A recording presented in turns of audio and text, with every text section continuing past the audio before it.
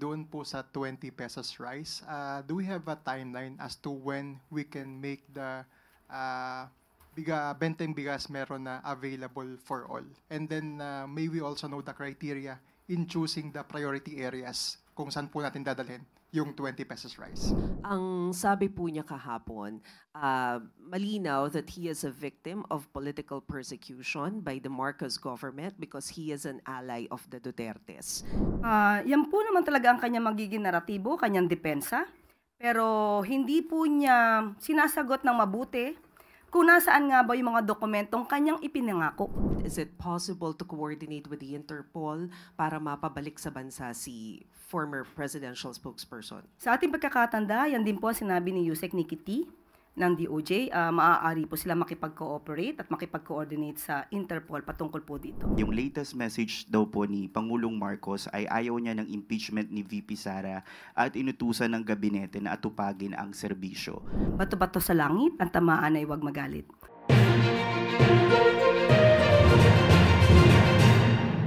Maaari na po tayong tumanggap ng inyong mga katanungan. First question po, Raquel Bayan, Radyo Pilipinas. Yusek, good morning po. Doon po sa initial na pagbiyahe ng MV Mamalakaya, ilang mangingisda po kaya yung napagbilhan natin and how much po kaya yung naging buying price natin doon sa mga isda? Opo, ayon po sa ulat po ni Commodore Triella, meron pong nabiyayaan o nabinipisyohan po ng 120 fishermen. At 11 na fishing vessels po ang nabinipisyohan ng Kadiwa program, ang KBBM. 20.3 tons of fish ang nabili at diretsa po itong naibagsak sa fishport po. At yun po, at ito po ay magtutuloy-tuloy hanggat marami silang nakikita at namomonitor ng mga fishing vessels na maaari nangingisda at hanggang 2028 po ito ay ipapatupad. Okay, so safe to say, Yusek, na until Marcos administration po magtutuloy-tuloy po yung pagpapadala natin ng sa West Philippine Sea. Yes, opo, para matugunan din po ang issue about food security. Talaga po ito ay pinag-utos ng ating Pangulo. And can we say, Yusek, na bahagi rin po ito ng effort ng pamahalaan para ma-increase yung presence natin sa West Philippine Sea? Opo, dahil tayo naman po ay may karapatan dito sa Bajo de Masinloc at dapat lamang po ma-exercise ng ating mga kababayan kung ano ang nararapat na mga karapatan po natin. Next question, Harley Valbuena, PTV4. Good morning, Yusek. Ma'am, still in line with the food security, doon po sa 20 pesos rice, do we have a timeline as to when we can make the benteng bigas meron na available for all? And then may we also know the criteria in choosing the priority areas kung saan po natin dadalhin yung 20 pesos rice? Sa ngayon po, ang sa Kadiwa centers, vulnerable sectors po ang makikinabang pansamantala hanggang December 2025. Sa LGUs po, kung ano man po ang kanilang magiging guidelines, maaari po ito maging rice for all. Depende na po yan kung ano po ang magiging panuntunan ng LGU na siyang makikipag-cooperate po sa programang ito. Pero ang plano po sa susunod na taon po ay magkaroon po ng budget para maibigay po ang 20 pesos na bigas kada kilo sa lahat. Yan po ang plano, depende pa po sa budget. Pero ipagdasal po natin na makaya po ito ng ating Pangulo at ng administrasyon para po ito sa taong bayan. Follow-up lang po. Kamusta naman po kaya yung cooperation ng mga LGUs na involved sa rice, doon po sa BBM rice, since magkakaroon din po yata tayo ng transition ng leadership doon sa ilang LGUs since tapos po yung elections? Of course, may dadasal po natin na makipag-cooperate ang mas nakakaraming local government units sa abot ng kanilang makakaya. Pero pansamantala ay aalamin natin dahil nga may mga bagong pinuno na nahalal at titignan po natin kung hanggang saan sila pwedeng makipag-cooperate sa programang ito ng ating Pangulo. Next question, Maricel Halili, TV5. Magandang umaga, Yusek. Yusek, about the issuance of arrest warrant against former presidential spokesperson Attorney Harry Roque.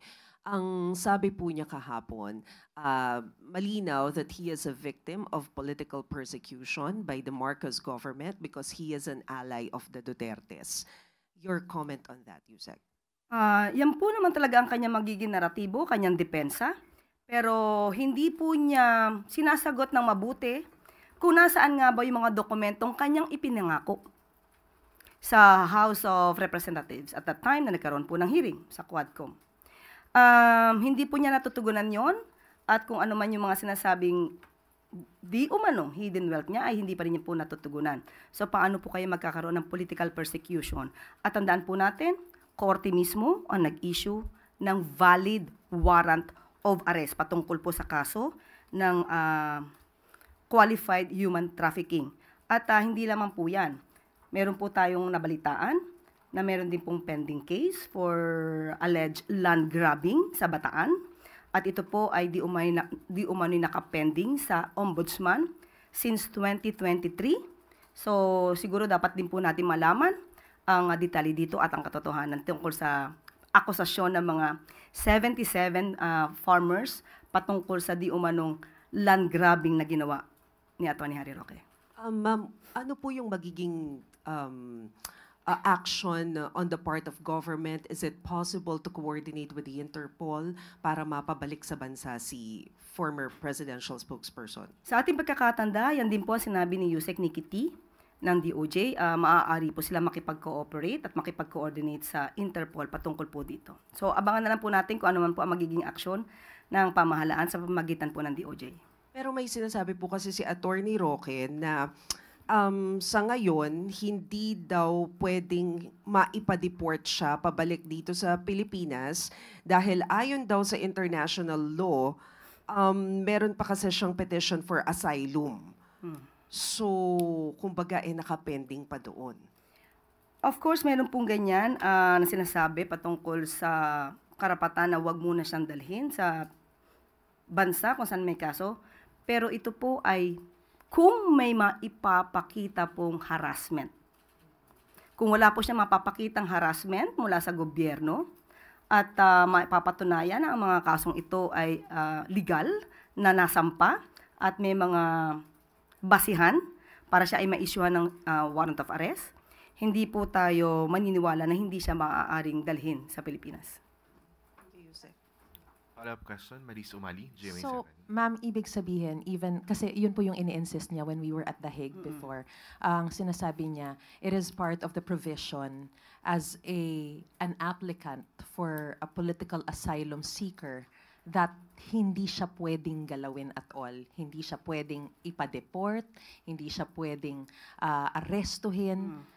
Kumbaga, he is untouchable as a political asylum seeker. So, ano ang magiging basehan kung sakasakali nung sinasabi po ni attorney na they will work hand in hand with the government in order to siguro serve the arrest? Siya po ang nagsampa ng kanyang petition for asylum. So dapat po para hindi po siya maaresto since may valid warrant of arrest na inisyu ang ating bansa, siya po ang dapat magpatunay na ang pagkuha sa kanya gamit man ang Interpol or kooperasyon sa Interpol, siya magpatunay ang pagdala dito sa Pilipinas ay because of mere harassment. So may condition po yun. Hindi po yun statement na hindi ka pwedeng hulihin, basta-basta. Kung meron naman pong valid warrant of arrest at may kaso siyang dapat kaharapin, hindi po siya dapat magtago sa kanyang petition for asylum. Thank you, ma'am. Next question, Tristan Nadalo, Newswatch. Morning, Yusek. Ma'am, baka gusto lang pong i-clarify ng Malacanang kung totoo or hindi po ito. Kasi may mga lumabas po sa social media yesterday. Ang sinasabi po ay yung latest message daw po ni Pangulong Marcos ay ayaw niya ng impeachment ni VP Sara at inutusan ng gabinete na atupagin ang serbisyo. Can Malacanang verify kung totoo po itong lumabas na mga mensaheng ganito? Ang mabe-verify ko po sa inyo, totoo pong pinag-utos ng Pangulo na dapat aserkusuhin po namin ang trabaho. Dapat madaliin po ang pag-i-implement ng mga proyekto na nais niya para sa taong bayan. Pero pagdating po sa impeachment, yan po ay nasa kamay na po ng Senado, nasa kamay na rin po ito ng mga prosecutors. So hayaan na lang po natin yung prosesong dumaloy ng normal. Thank you po. On another topic lang po, yung si Senator Bato de la Rosa, medyo nag-react po siya doon sa yung pag-welcome ng pala sa legitimate opposition, pero parang lalabanan yung mga obstructionists. Ang sabi po ni Senator de la Rosa sa interview po namin ay yung hindi raw po haharang yung Duterte block sa sa mga programa at batas. Pero sana raw po, sabi niya, kung gusto nila ng magandang samahan, magandang cooperation, do not start with warning or threatening the senators. With all due respect to Senator Bato de la Rosa, bato-bato sa langit, ang tamaan ay huwag magalit. Unang-una po, wala tayong pinangangalanan kung sino man. Ito po ay pangkalahatan. Ang nais po natin sa taong bayan ay huwag maging obstructionist para magtuloy-tuloy po ang mga gandang proyekto at programa ng Pangulo at ng administrasyon. Wala po tayong tinireten. Wala po tayong tinireten na senador. Sana po ito ay napakinggan man lang sana niya yung mga words na aking nasabi para siguro po maiiba ang kanyang impresyon at ang kanyang tugon kung nadinig niya yung buo kong sinabi. Ang sabi natin, ang mga lehitimong oppositionist ay welcome dahil kailangan po yan sa isang demokratikong bayan. Ang atin lamang hahadlangan ay yung mga obstructionist na walang ginawa kundi manira at kahit maganda ang proyekto ay hahadlangan. At hindi po yan magiging maganda para sa bansa at para sa taong bayan. Yusek, one follow-up question from Maris Umali, GMA7. Yusek, speaking of opposition o yung pagkakahati-hati po dito sa slate no, ng mga presumptive na mga senators, sa inyo pong perspektibo, ilan po ba talaga mula sa alyansa ang nakapasok sa top 12 at ano po ang magiging implikasyon nito sa presidential legislative agenda ni Pangulong Bongbong Marcos? Sa ngayon po, ang bilang po ay 6 ang nakapasok. Pero tapos na po ang eleksyon. Nagsalita na rin po ang taong bayan. Sa paningin po ng Pangulo, wala na pong alyansa, wala pong PDP, walang anumang kulay ng politika. Dapat lahat po na nahalal ay magkaisa-isa, magkaroon po ng kooperasyon. Ito naman po ay para sa taong bayan. Huwag naman po na sana laging politika ang pinag-uusapan at hindi po tayo makakakilos at makakausad kung puro pamumulitika at pang-iintriga ang gagawin natin sa pamahalaan. Dahil ma'am, wala na pong mga linya o wala na pong alyansa, wala ng PDP and all, ano po ang implikasyon nito sa presidential legislative agenda? Of course, mas nanaisin po ng ating Pangulo na kung ano man po yung maganda niyang proyekto ay sang-ayunan ng mga mambabatas para po hindi tayo mahirapan sa pagkuha ng budget para po sa taong bayan. Hindi po hadlang din ang Pangulo kung ano man po ang kanilang mga suhestyon. Kung ito man ay hindi naaayon sa programa ng Pangulo. Kung ito naman po ay may valid reason, ito naman po ay pakikinggan ng Pangulo. Pero sana po kung ano man po yung hiling ng Pangulo at ng administrasyon para sa taong bayan, wag naman po sana nilang hadlangan dahil lamang sa politika. Salamat po. Thank you, Yusek.